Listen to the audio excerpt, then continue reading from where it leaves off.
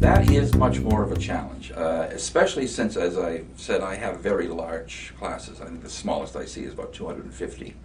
The largest is about 600.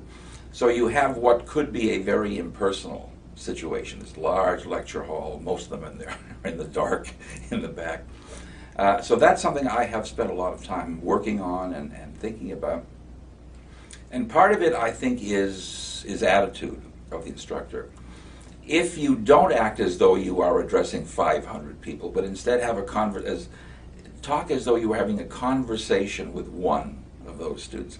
Sometimes it helps just to look out and find a face or two and talk to them, as long as the rest of the rest of the class can see you. So that's the first thing. So I value informality very much. I don't want to be up there as what they call the classic sage on the stage. I want to be having a conversation, and hopefully a conversation in which each one of the students feels personally engaged. Another thing is humor.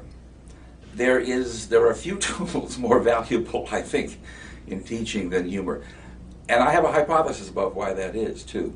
We know that the learning side, the main learning side of the brain, for the most part, is the left side.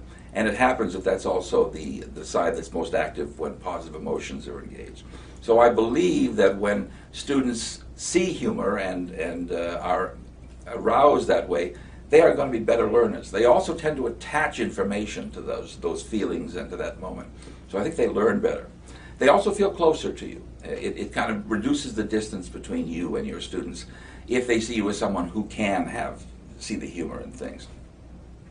Students are also, as we all are, intensely interested in the personal aspects of whoever it is they're engaging.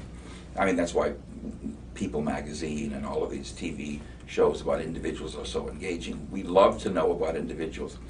And so one of the other things I try to do whenever I can in my courses is to relate the material through a specific personal anecdote, something I've experienced, and hopefully something they also can relate to, something that perhaps has happened to them as well. They never seem to forget those. I've had students come back literally decades after they were in my class and remember a particular anecdote that I told about my own life. It tends to be very unforgettable. And I think that helps learning, and it also, again, helps personalize the relationship between myself and students.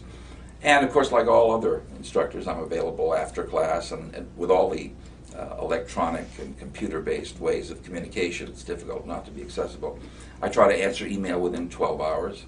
I have comment sections on the web that I respond to regularly, and I try always to reward students for responding in class, because it can be difficult when there are 300, 400 other students there. And again, I hope that makes them feel that they're a part of the class, and that they have a relationship with me that is meaningful. So those are the sorts of things I tend to do.